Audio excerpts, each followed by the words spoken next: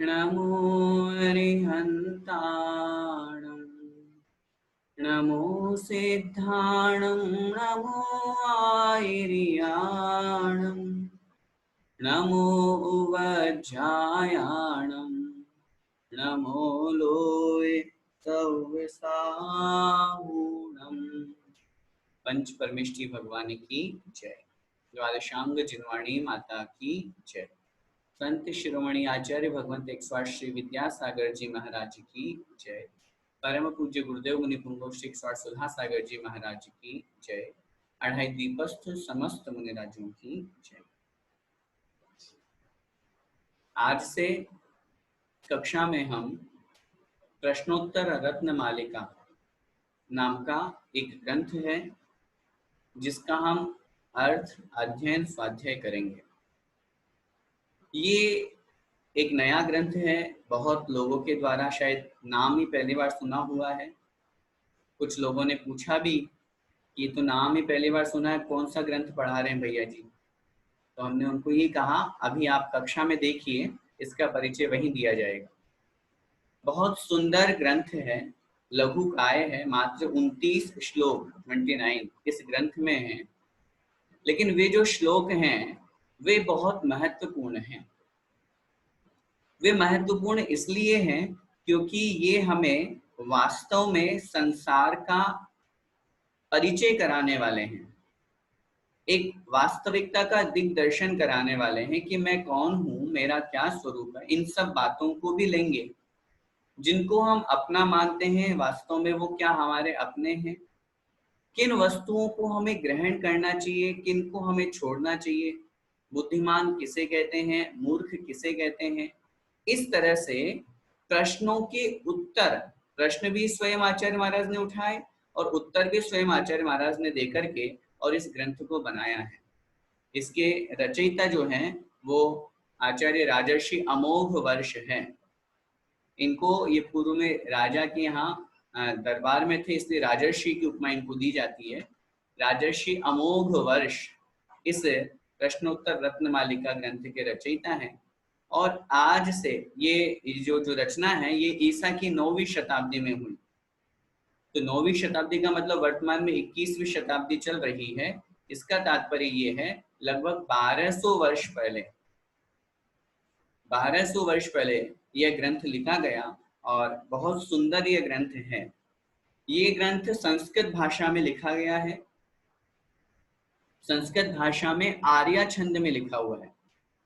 ये ग्रंथ जो है वो आर्या छंद में, जिसमें हम नमोकार मंत्र का जो छंद है या जो लय ताल है उसी लय में, उसी छंद में ये ग्रंथ लिखा गया है। और इसमें 29 श्लोकों की रचना की गई है, जिसमें बहुत सुंदर प्रश्न उत्तर रूप मणियों का यहाँ पर एक श्लोक की माला के रूप में संजोया है। इसमें 29 श्लोकों में जो है वो 25 श्लोकों में प्रश्नोत्तर है और उन 25 श्लोकों में 66 प्रश्नों के उत्तर दिए हुए, 66। 29 श्लोकों में से जिनमें प्रश्नोत्तर किए गए हैं ऐसे श्लोक हैं 25, प्रारंभ के 2 और अंत के 2 को छोड़ करके शेष 25 प्रश्नोत्तर है।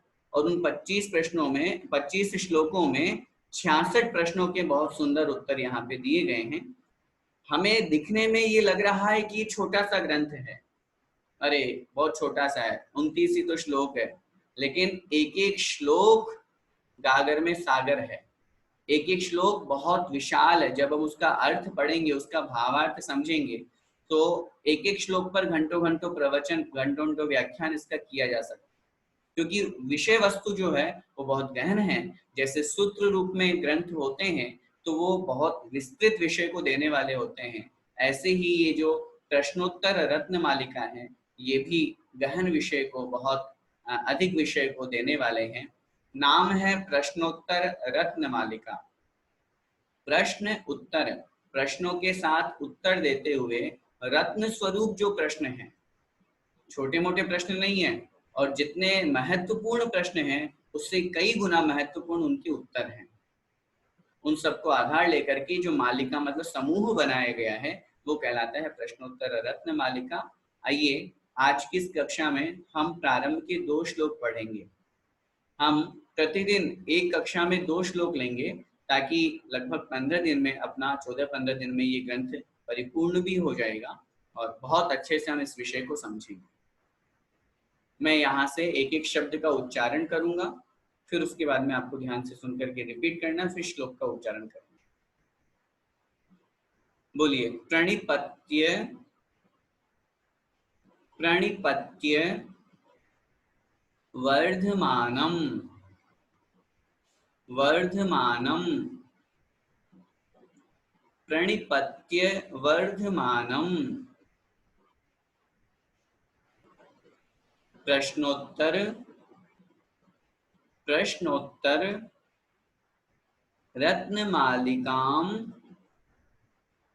रत्नमालिकाम वक्षे वक्षे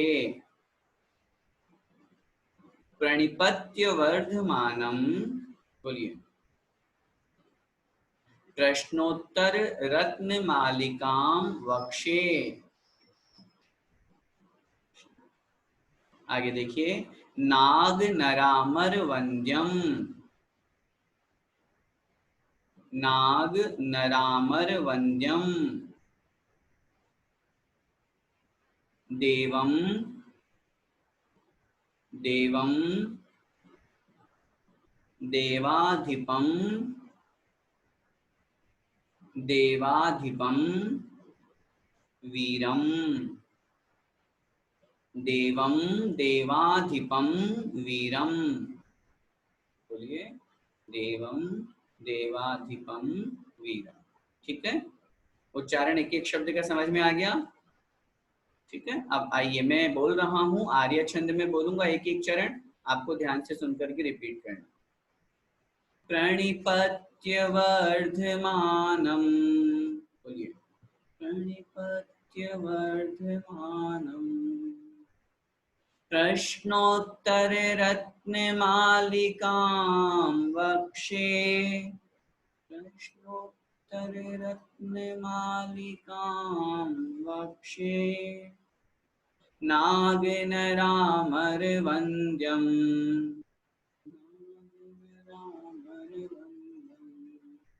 देवं देवाधिपं वीरं देवं देवाधिपं वीरं। ठीक है, अब मेरे साथ साथ एक साथ उच्चारण कीजिए। प्रणिपत्य वर्धमानम प्रश्नोत्तर रत्नमालिकां वक्षे नागनरामर वंद्यम देवं देवाधिपं वीरम। ठीक है, देखिए, किसी भी ग्रंथ को हम प्रारंभ करते हैं तो उसमें मंगलाचरण किया जाता है। कोई सा भी ग्रंथ हो, चाहे हम छेड़ाला पढ़ लें, रत्नगण शाउकाचार पढ़ लें, कोई सा भी ग्रंथ हम प्रारंभ करें, और ये मंगलाचरण क्यों किया जाता है मालूम है आपको? नहीं पता? लिखिए, अपनी कॉपी में नोट कीजिए, मंगलाचरण क्यों किया जाता है।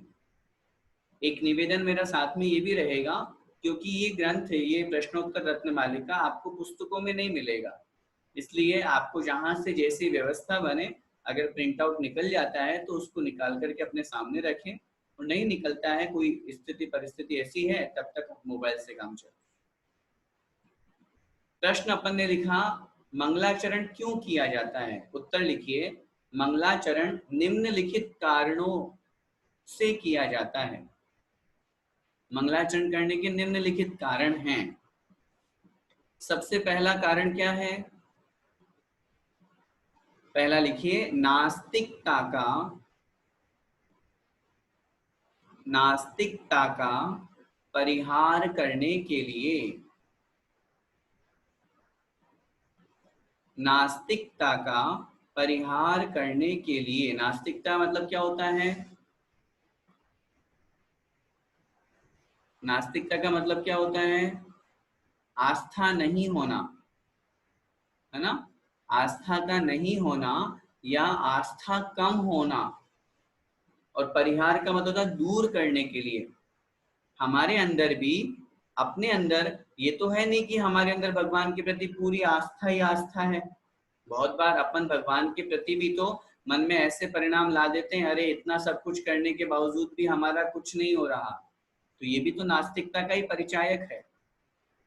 तो जब हम मंगलाचरण करते हैं, मंगलाचरण में किन्हीं न किन्हीं को नमोस्तु करते हैं, नमस्कार करते हैं, प्रणाम करते हैं, तो उससे हमारे अंदर जो नास्तिकता है, जो हमारे अंदर आस्था की कमी है, जो श्रद्धान की कमी है, वो दूर होता है, वो दूर होती है। इसलिए पहला कारण हुआ नास्तिकता का परिहार करने के लिए। दूसरा कारण लिखिए, शिष्टाचार का पालन करने के लिए। हम मंगलाचरण क्यों करते हैं? शिष्टाचार का पालन। शिष्टाचार का मतलब क्या होता है?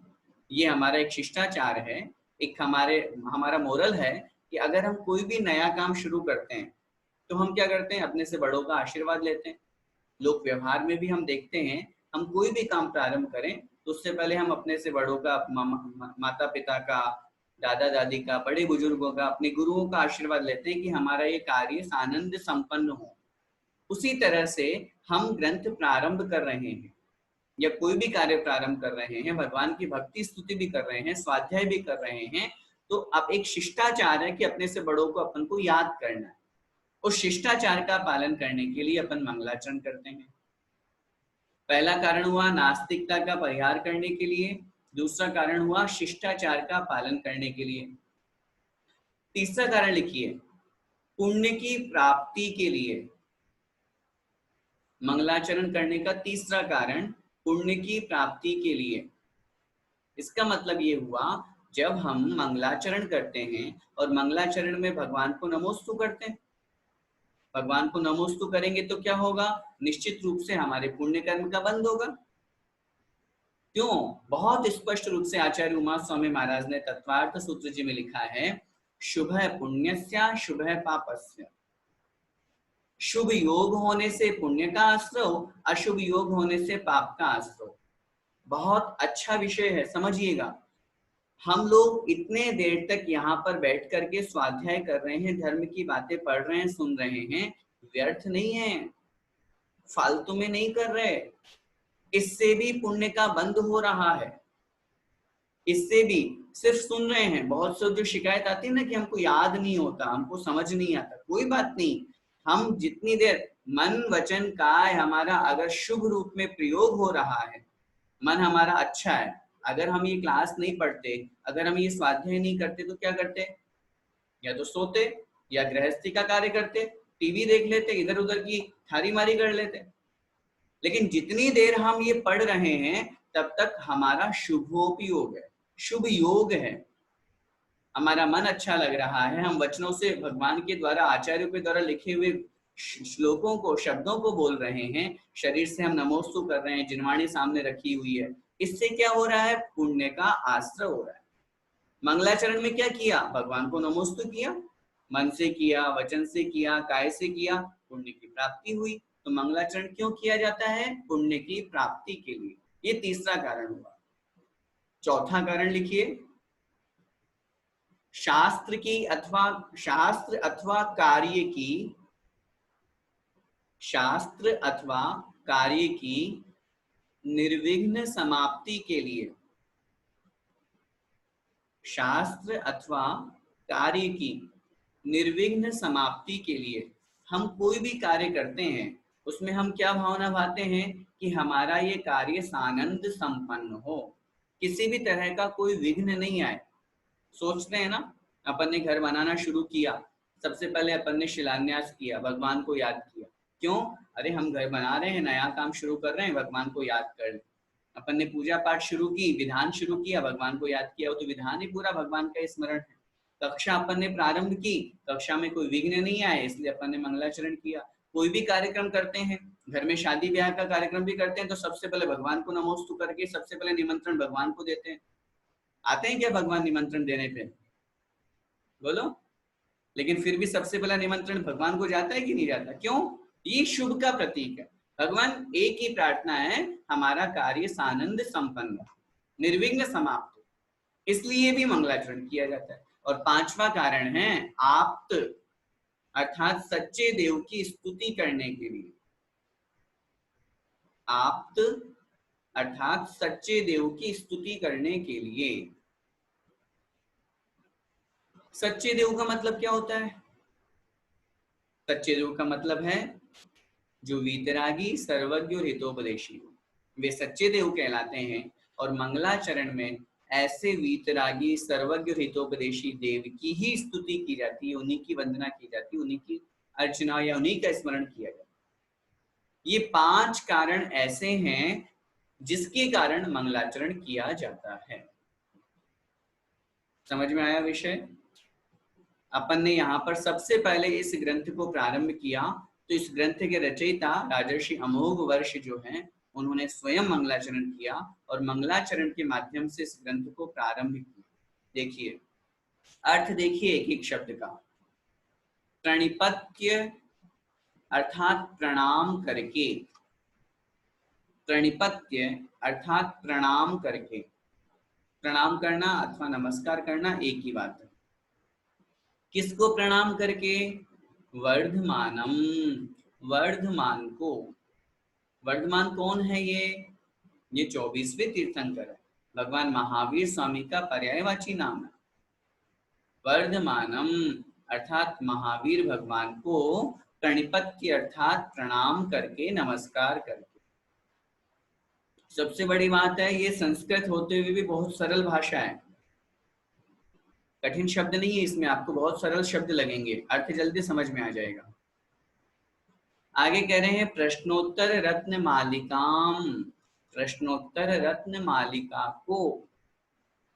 हमको कहां से पता चला इस ग्रंथ का नाम क्या है? यहां से पता चला। प्रश्नोत्तर रत्न मालिका को वक्षे, वक्षे का मतलब होता है कहूंगा, वक्षे का मतलब होता है कहूंगा। कितनी स्पष्ट सी बात यहाँ पर देखो, जो भी मुनि महाराज, आचार्य महाराज कोई भी ग्रंथ लिखते हैं, उस ग्रंथ में मंगलाचरण लिखने के बाद में बहुत बार बहुत स्थिति ऐसी होती है, कोई अगले श्लोक में अपना लक्ष्य बताते हैं कि मैं क्या वर्णन करूंगा या मैं क्या करूंगा, संकल्प जिसको अपन कहते हैं। पहले में मात्र भगवान को नमोस्तु हो जाता है, तो पहले श्लोक में तो मंगलाचरण में भगवान को नमोस्तु, नमोस्तु करने के बाद में, मंगलाचरण करने के बाद में संकल्प लिया जाता है।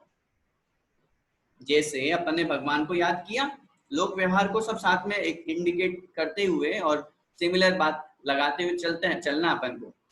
अपन ने भगवान को नमोस्तु किया और नमोस्तु करके क्या संकल्प लिया कि मैं घर में ये कार्य प्रारंभ कर रहा हूं, करते हैं, संकल्प हो गया। ऐसे ही यहाँ पर अमोघ वर्ष मुनि महाराज ने भगवान महावीर स्वामी को नमस्कार करके क्या संकल्प लिया? संकल्प ये लिया, मैं रत्न, प्रश्नोत्तर रत्न मालिका ग्रंथ को कहूंगा, कहूंगा मतलब लिखूंगा, उसकी रचना करूंगा। अपन को यहाँ इन सब बातों से सिर्फ अर्थ ही नहीं समझना, इन सब बातों का महत्व भी समझना। संकल्प में बहुत बड़ी शक्ति होती है। जब तक संकल्प नहीं होता है तब तक उसका पुण्य पाप नहीं लगता, पाप ही पाप लगता रहता है, पुण्य नहीं लगता, कर्मों की निर्जरा नहीं होती। आचार्य भगवान मानतुंग स्वामी महाराज ने भी, अथवा और भी जब बात करते हैं अपन स्तुतियों की अथवा ग्रंथों की, छैडाला में भी लिखा, सब जगह आचार्यों ने सब जगह स्पष्ट रूप से लिखा, मैं इस ग्रंथ में इसका वर्णन करूंगा, मैं आगे ये कहूंगा। ये एक संकल्प हो गया। संकल्पबद्ध होकर के जब कार्य किया जाता है तो निश्चित रूप से कार्य में सफलता मिलती है, और जब संकल्प नहीं होता है तो फिर चलती का नाम गाड़ी, चल रही है उसमें क्या है, हाँ ठीक है लगा दिया, हाँ बस। जैसे बहुत लोगों का होता है, मंदिर जाने का नियम नहीं, नियम नहीं है हमारे, आलू प्याज का नियम नहीं, नहीं नियम नहीं है हमारे, खाते नहीं है भैया जी हम, ये और साथ में बोलते हैं, खाते हम भले ही नहीं है, नियम नहीं, नियम नहीं लेंगे हम। क्यों? अरे नियम लेने से तो हम बंध जाएंगे, बाउंडेशन हो जाएगी हमारी। लेकिन हम ये नहीं सोचते हैं, वो बाउंडेशन नहीं है, वो अनुशासन। दो शब्द हैं, बंधन और अनुशासन, दोनों में बड़ा अंतर है। आप जिससे बंधन मानते हैं वो बंधन नहीं है, वो अनुशासन है, वो हमारे जीवन का एक डिसिप्लिन है। और मैं हमेशा जब इन विषयों पर बात करता हूं तो यही कहता हूं, जीवन में हम हर जगह तो अनुशासन अपना रहे हैं, हमको क्लास पढ़नी है, पढ़ानी है, एक व्यवस्थित होकर के हम बैठ रहे हैं, लेटे लेटे सोते सोते खाते पीते तो नहीं पड़ते। मंदिर जाते हैं तो अपन झूठे मुंह नहीं जाते। अपन कार ड्राइव कर रहे हैं तो सीट बेल्ट लगाते हैं, ड्राइविंग लाइसेंस साथ में रख के चलते हैं। जहां भी रेड जोन आता है वहां रुक जाते हैं। सारा हम सब रूल्स तो फॉलो कर रहे हैं। फिर जब धर्म की बात आती तो फिर यहाँ रूल्स क्यों फॉलो नहीं करते?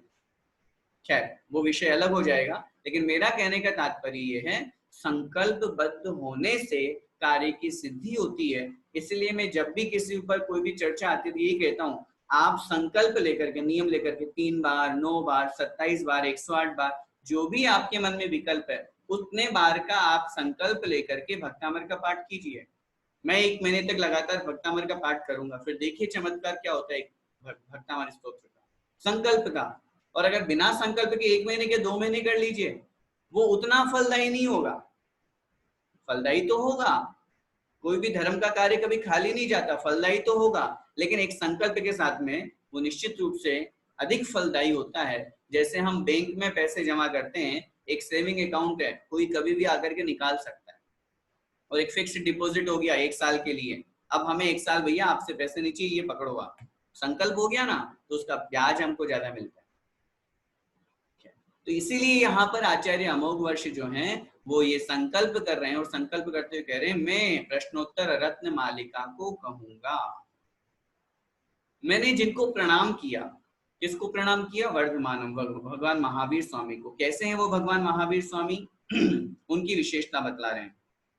नाग नरामर वंद्यम, ना संधि विच्छेद लिख लीजिए, नाग नर अमर वंद्यम, नाग नर अमर वंद्यम। नाग, नाग से लेना है नागेंद्र, नागेंद्र से भावार्थ में लगाएंगे भवनवासी, क्योंकि भवनवासी के 10 वेदों में आता है ना, असुर कुमार, नाग कुमार, इसलिए हम नागेंद्र, नाग कुमार आदि जो देव हैं ऐसे भवनवासी। और भवनवासी के भी भावार्थ में हम लगाएंगे भवनत्रिक, जिसमें भवनवासी, व्यंतर, ज्योतिषी तीनों आ जाएंगे। फिर नर, नर मतलब मनुष्य, नर का मतलब मनुष्य। और फिर अमर वंद्यम, अमर मतलब देवता। अब यहाँ देवों से तात्पर्य वैमानिक देव हमको ग्रहण करना, ठीक है। तो नाग नर अमर वंद्यम, जो भवनत्रिक देवों के द्वारा, जो नर माने मनुष्यों में सर्वश्रेष्ठ चक्रवर्ती अथवा मनुष्यों के द्वारा, अथवा अमर मतलब देवताओं के द्वारा, इंद्रों के द्वारा, जो कैसे हैं? वंद्यम, वंदनीय हैं, प्रणम्य हैं, नमस्कार करने योग्य हैं।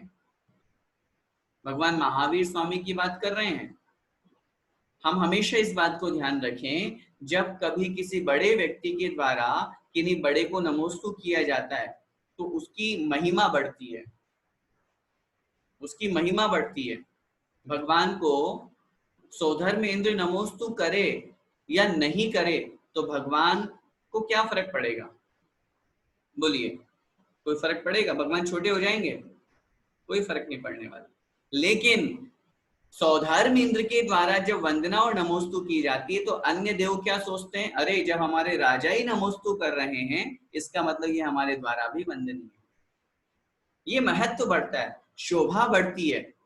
और अगर वो देवता भी ना करे या सब देवता भी मिलकर के करे तो भगवान जिनेंद्र देव के चारों तरफ, जब से अपन कहते हैं सो इंद्र तो चरणों में झुके रहते हैं, सो इंद्र तो जिनकी महिमा का गुणगान करते हैं, सो इंद्र तो हमेशा हाथ जोड़ करके और सेवा के लिए तत्पर रहते हैं। ये महिमा का वर्णन।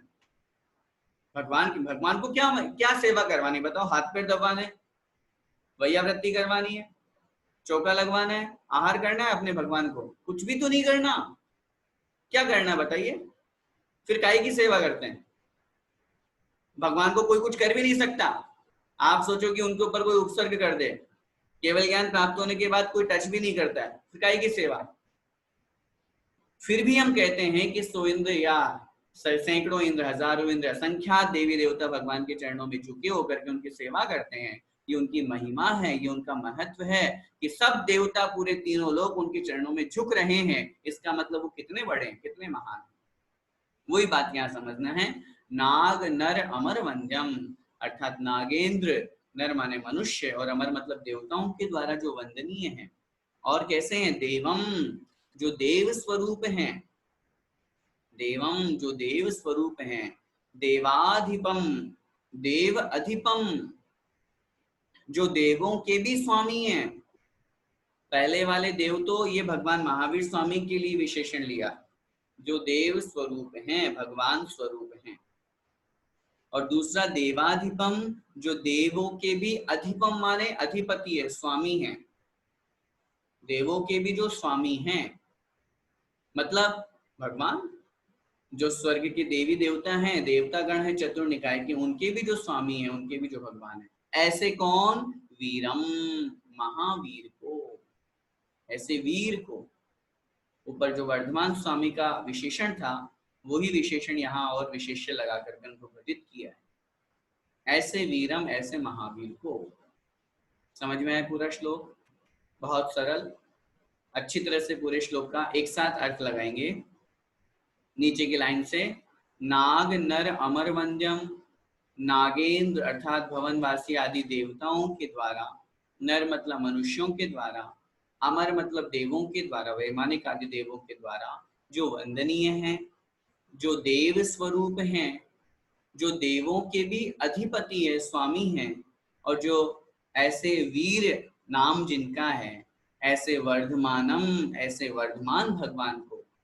वीर और वर्धमान एक ही नाम है, एक ही पर्यायवाची नाम है ना, एक ही भगवान का। ऐसे वीर स्वरूप, महावीर स्वरूप, अति शक्तिशाली जो भगवान महावीर स्वामी है, वर्धमान स्वामी है, उनको प्रणिपत्य अर्थात नमस्कार करके प्रश्नोत्तर रत्न मालिका बख्शे, मैं इस प्रश्नोत्तर रत्न मालिका को कहूंगा।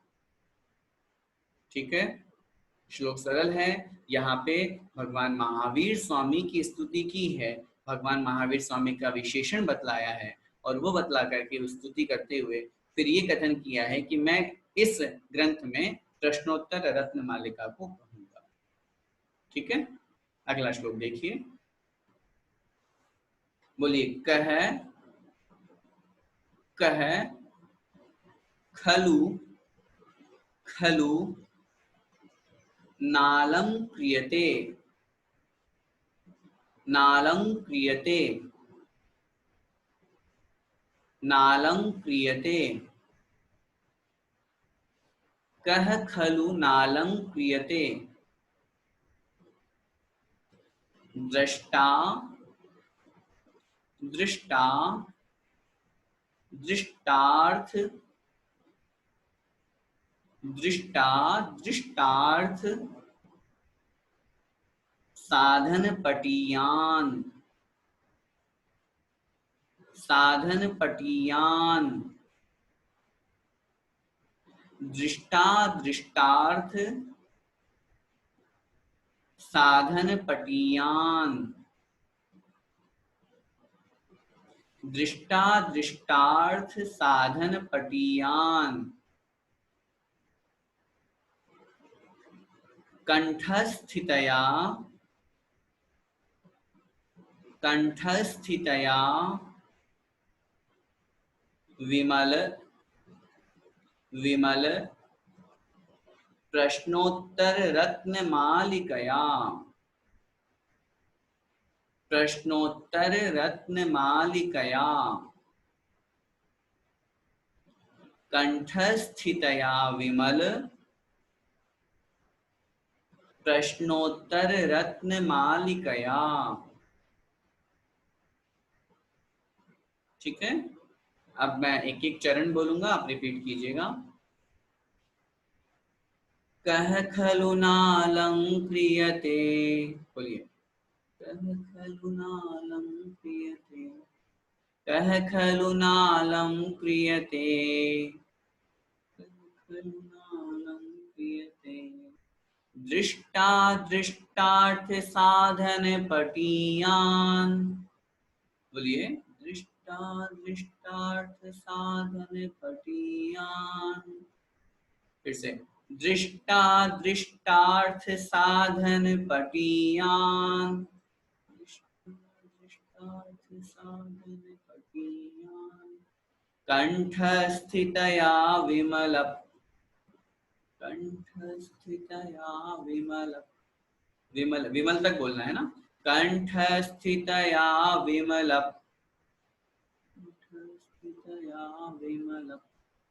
प्रश्नोत्तर रत्नमालिकया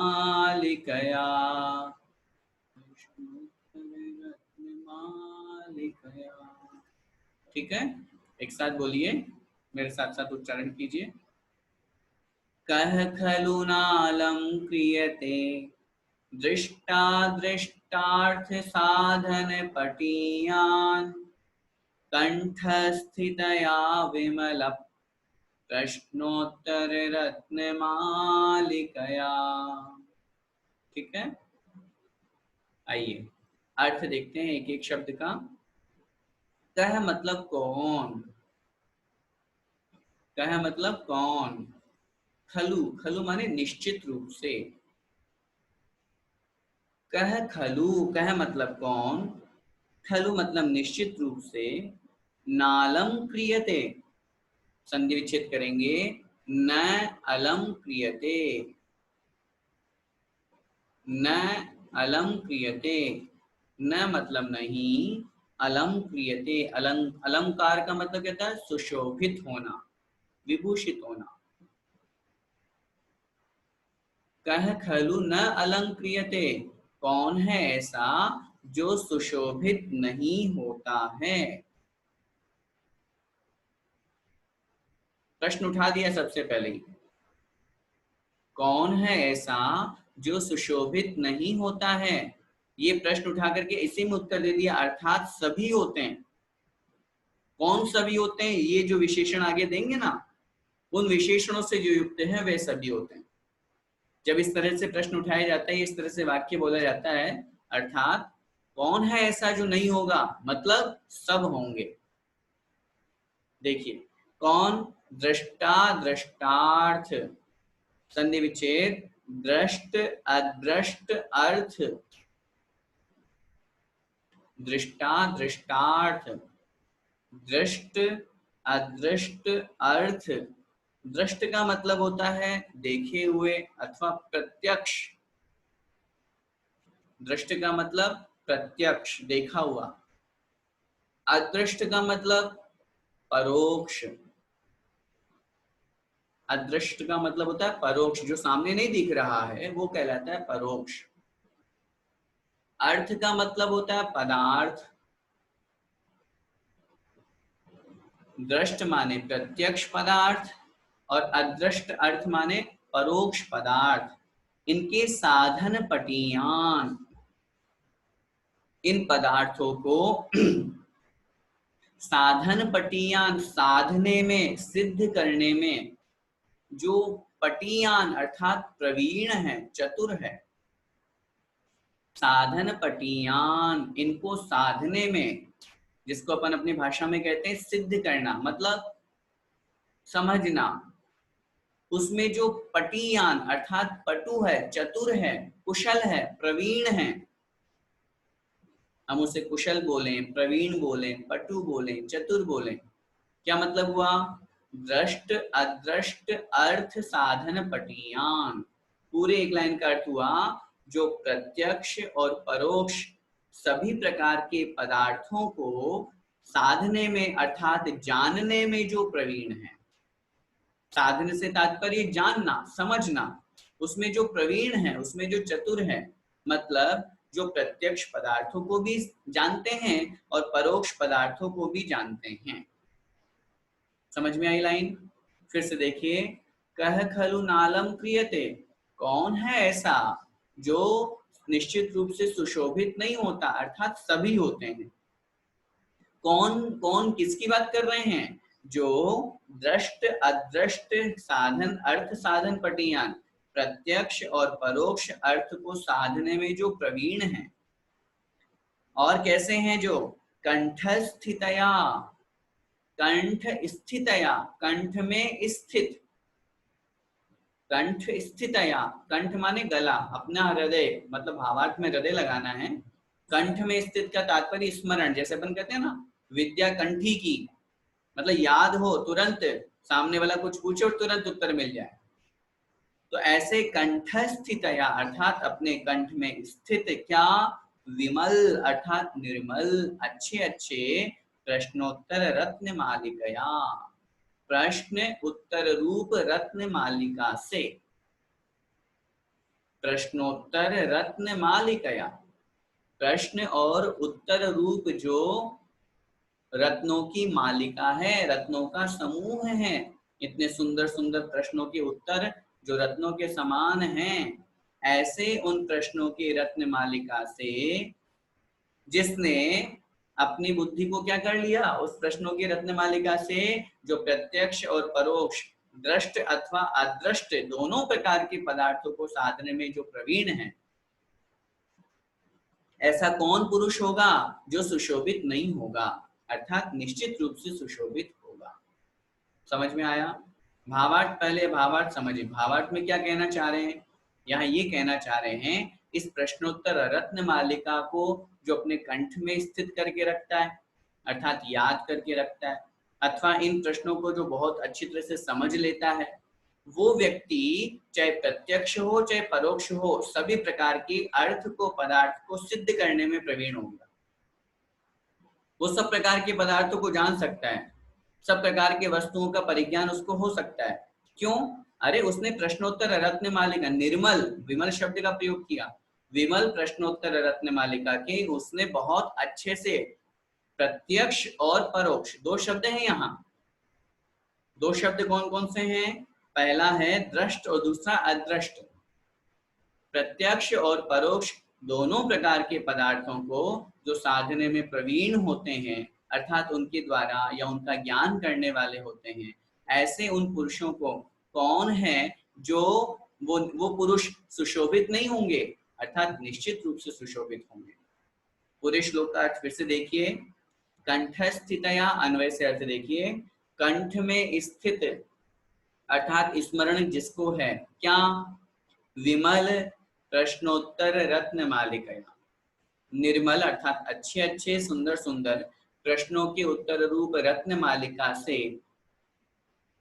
दृष्ट अदृष्ट अर्थ साधन पटियान, अर्थात जान देखे हुए प्रत्यक्ष, अदृष्ट माने जो देखे हुए नहीं है, ऐसे परोक्ष, उन सभी प्रकार के अर्थ मतलब पदार्थों को साधने में, ज्ञान करने में जो प्रवीण है, ऐसा कौन पुरुष है?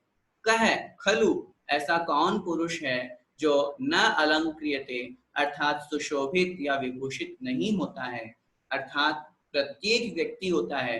कहने का भावार्थ ये है जो इस प्रश्नोत्तर रत्न मालिका ग्रंथ को अपने कंठ में स्थित करता है, इसके प्रश्नों के उत्तर को समझ लेता है, वो निश्चित रूप से बिना आभूषण के भी सुशोभित हो रहा है। वो निश्चित रूप से सही और गलत का परिज्ञान कर पाएगा। वो निश्चित रूप से प्रत्यक्ष और परोक्ष बहुत सी वस्तुओं का ज्ञाता बन जाएगा। जब अपन इसके प्रश्नोत्तरों को पढ़ेंगे तो अपन खुद देखेंगे, खुद अनुभव करेंगे, हाँ हाँ ये तो देखो साफ साफ दिखाई देता है, ऐसा तो संसार में मुझे दिखता ही है। अपन खुद बोलेंगे ऐसा, ऐसे प्रश्नों के उत्तर सुन करके अपन खुद बोलेंगे ऐसा, हाँ संसार में ऐसा दिखाई देता है। अथवा परोक्ष रूप से भी हमें उन वस्तुओं का परिज्ञान होगा, वास्तव में संसार में ऐसा ही होता है, या यही बात ठीक कह रहे हैं। इसलिए इस श्लोक में, दूसरे नंबर का जो श्लोक हम पढ़ रहे हैं, इसमें क्या वर्णन किया है? इसमें ये कथन किया गया है कि जो भी वर्णन इस प्रश्नोत्तर रत्नमालिका में करेंगे प्रश्न और उत्तर के माध्यम से, उसको जो अपने कंठ में स्थित करके रखता है, उस व्यक्ति को निश्चित रूप से सभी प्रकार का प्रत्यक्ष और परोक्ष वस्तुओं का ज्ञान हो जाने से वो अपने आप में सुशोभित होता ही है। प्रश्न उठा करके कह दिया कौन है जो सुशोभित नहीं होगा, अर्थात निश्चित रूप से सुशोभित होगा ही होगा। ठीक है, आज की कक्षा में बस ये दो ही श्लोक अपन को पढ़े न हैं, आगे फिर अपन कल अगली क्लास में देखेंगे। अब आगे से तीसरे नंबर के श्लोक से बड़े सुंदर सुंदर प्रश्न और उत्तर प्रारंभ हो जाएंगे। हमारे लिए उपादेय क्या है, हमारे लिए हेय क्या है, इस संसार में धर्म क्या है, शुद्ध मन क्या है, ये सारे के सारे, पवित्र वस्तु क्या है इस संसार में, गुरु कौन है, पंडित कौन है, विवेकी कौन, सब छोटे छोटे प्रश्नों का बहुत सुंदर एक एक शब्द में उत्तर दिया हुआ है। उनका सबका डिस्क्रिप्शन अपन देखेंगे, इसलिए आप सभी लोग इन दोनों श्लोकों का रिवीजन करके फिर अपन कल तीसरी श्लोक में कल दूसरी कक्षा में उपस्थित हो। बोले पंच परमेष्टि भगवान की जय। आचार्य राजर्षि अमोघ वर्ष मुनि महाराज की जय। प्रश्नोत्तर रत्न मालिका महान ग्रंथ राज की जय। संत शिरोमणि आचार्य भगवंत 108 विद्यासागर जी महाराज की जय।